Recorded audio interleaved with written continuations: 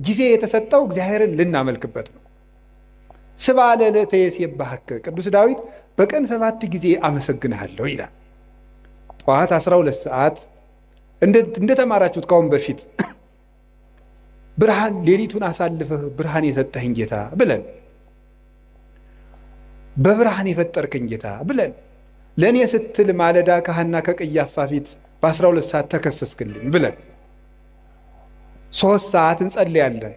ሔዋን የተፈጠረችበት፣ ቅድስት ድንግል ማርያም ብስራተ መላክን የተሰማችበት፣ ለሁሉ ፍትህ የሚሰጥ ጌታ በ3 ሰዓት ከጲላጦስ ፊት ተከሶ የቀረበበት 3 ሰዓት፣ 6 ሰዓት አዳም የተሳሳተበት፣ የሰው ልጅ አይምሮ የሚደክምበት፣ ደህና ሲጫወት የቆየው ሰውዬ 6 ሰዓት ላይ ማዛጋት ይጀምራል።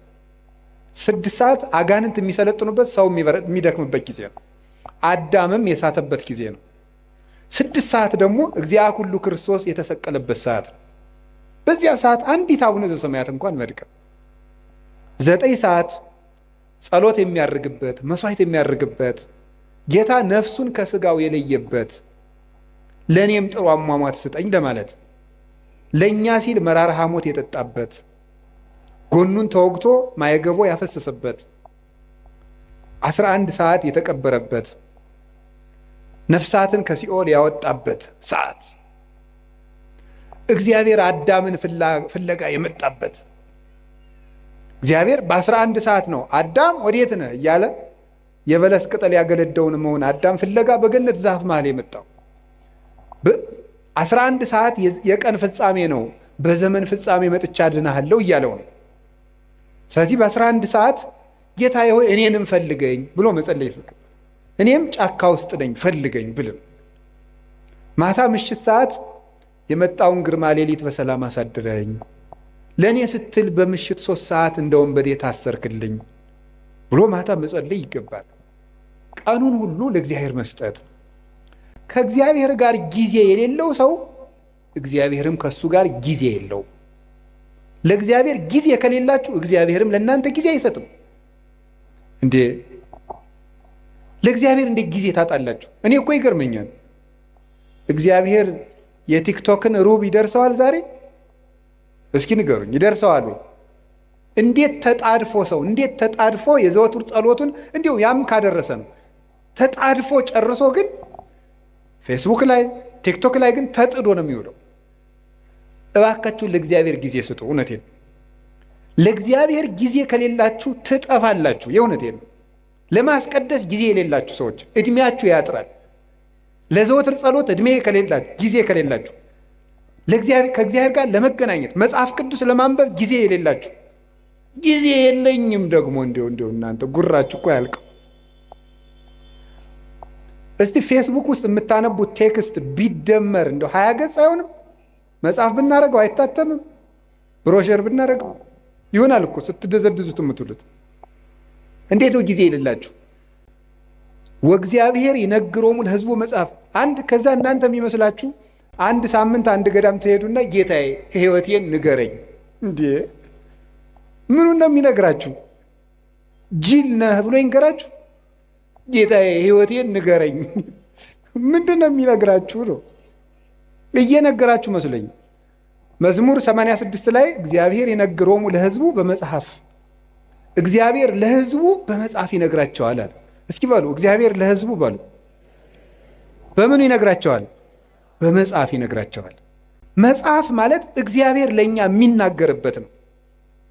ጸሎት ማለት ጸሎት ብሂል ተናግሮ ምስለ እግዚአብሔር፣ ጸሎት ከእግዚአብሔር ጋር መነጋገር ነው ይላል። ጸሎት ከእግዚአብሔር ጋር መነጋገር ነው። መጽሐፍ ማንበብ ደግሞ እግዚአብሔር ለእኛ የሚነግርበት ሰን ነው። አጸም ዘይነብበኒ እግዚአብሔር አምላኬ እስመ ውእቱ ይነብብ ሰላም ለሕዝቡ። ፈጣሪ እግዚአብሔር የሚናገረኝን እሰማለሁ፣ እርሱ ለሕዝቡ ፍቅር አንድነትን ይናገራልና ይላል ቅዱስ ዳዊት። እግዚአብሔርን ለመስማት ጆሮ የሌለው መጽሐፍ ቅዱስ ለማንበብ በቀን 5 ደቂቃ የሌለው ሰው በየቀኑ ሁከት ሊሰማ ይገባዋል። እንዲህ ያለ ጆሮ ይነቀላል።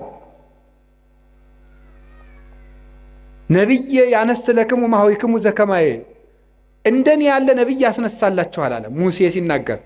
ክርስቶስን ነው። እሱ ቀይ ባህር እንዳሻገረ ጌታ ገሃነምን ያሻግሯልና ብዙ ንጽጽር አለው።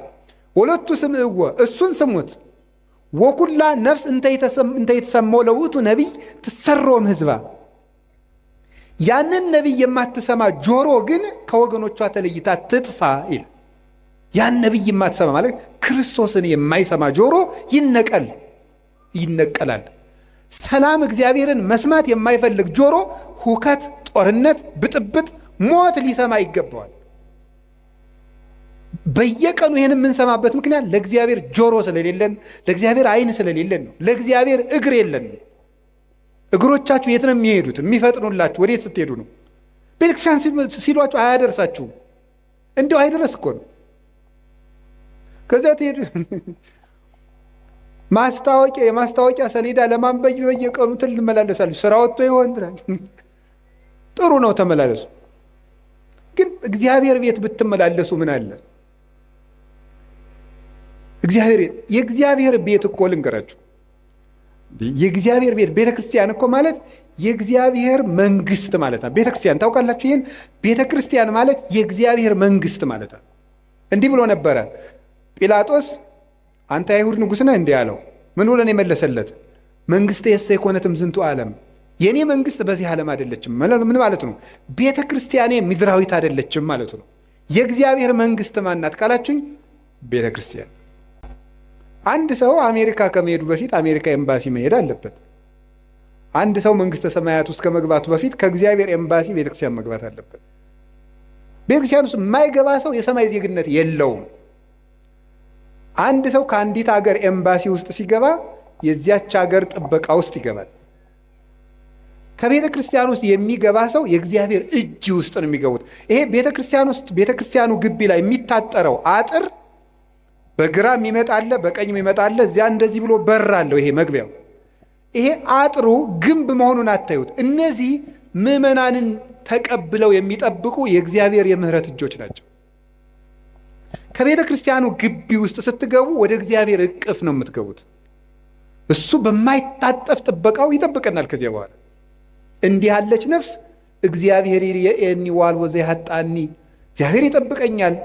እሱ እኔን ብትደብቁኝ ፈልጎ የሚያጣበት ቦታ የለም፣ እኔንም የሚያሳጣኝ የለም።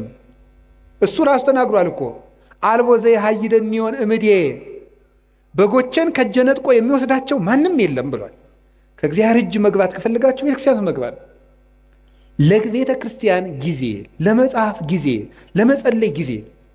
አንድ ሰው ከእግዚአብሔር ጋር ያለው ጊዜ ከላላ እየጠፋ መሆኑን ማወቅ ያለበት ይሄ ነው። ምን አላቸው ጌታ የማቴዎስ ወንጌል ምዕራፍ 26 ላይ ሲናገር ትግሁ ወጸልዩ ከመ ይትባኡ ውስተ መንሱት አላቸው። ወደ ፈተና እንዳትገቡ ምን አላችሁ? ተግታችሁ ጸልዩ ማለት ነው። ጸሎት አቃታቸው። ሐዋርያት አቃታቸው። መጥቶ ሁለት ጊዜ ሁለተኛው ላይ ማያቸው ተኝተው አገኛቸው። በሁለተኛው ያላቸውን ስሙ። ስኢንክሙኑ ተጂሃ አሐተ ሰዓተ ምስሌ አላቸው። ከኔ ጋር አንድ ሰዓት መቆየት አቃታችሁ አላቸው። እስኪ በሉ ከኔ ጋር በሉ አንድ ሰዓት መቆየት አቃታችሁ? አቃታቸው፣ ተኙ። በሶስተኛውም ተመልሶ ሲመጣ በሉ እንግዲህ ረፉ አላቸው። ይህ ሊቃውንቱ በጣም የሚገርም ትርጓሜ ይሰጡታል። በሉ እንግዲህ ረፉ፣ በሶስተኛው ረፉ አላቸው። እንተኛለን ሲሉ ክርስቶስን የሚይዙ ወታደሮች መጡና እነሱን የሚያጣድፏቸው ጀመር። ከኔ ጋር አንድ ሰዓት ብትተጉ ፍጹም እረፍት ታገኛላችሁ። ከኔ ጋር አንድ ሰዓት መትጋት ካቃታችሁ ግን ሁልጊዜ ስትባክኑ ትኖራላችሁ አላቸው። ስለዚህ እንዳትፈሩ፣ ፍርሃት እንዳያሻብራችሁ፣ እንዳይበትናችሁ ከፈልጋችሁ አሁን ከኔ ጋር በጸሎት ቆዩ አላቸው። ቅዱሳን ሐዋርያትን አቃታቸው። ከሱ ጋር መትጋት ስላቃታቸው ቀን ከሱ ጋር መዋልም ሳይሆንላቸው ቀረ። ጥለውት ተበተኑ። ከክርስቶስ ጋር ያላደረ ከክርስቶስ ጋር አይውልም፣ ከክርስቶስ ጋር ያልዋለም ከክርስቶስ ጋር አያድርም። ስለዚህ የእግዚአብሔር ቤተሰቦች ቀኑን ሙሉ ቅዱሳን ሐዋርያት ከጌታ ጋር አንድ ሰዓት ተግተው ቢሆን ኑሮ ቀኑ ሁሉ መስቀሉን ትተው ሲራወጡ አይውሉም ነበረ። ቀኑን ሙሉ በሰላም መዋል ከፈለጋችሁ፣ ያለ ሁከት መዋል ከፈለጋችሁ፣ የሚያባረራችሁ ሳይኖር መዋል ከፈለጋችሁ ከክርስቶስ ጋር አንድ ሰዓት ቆዩ።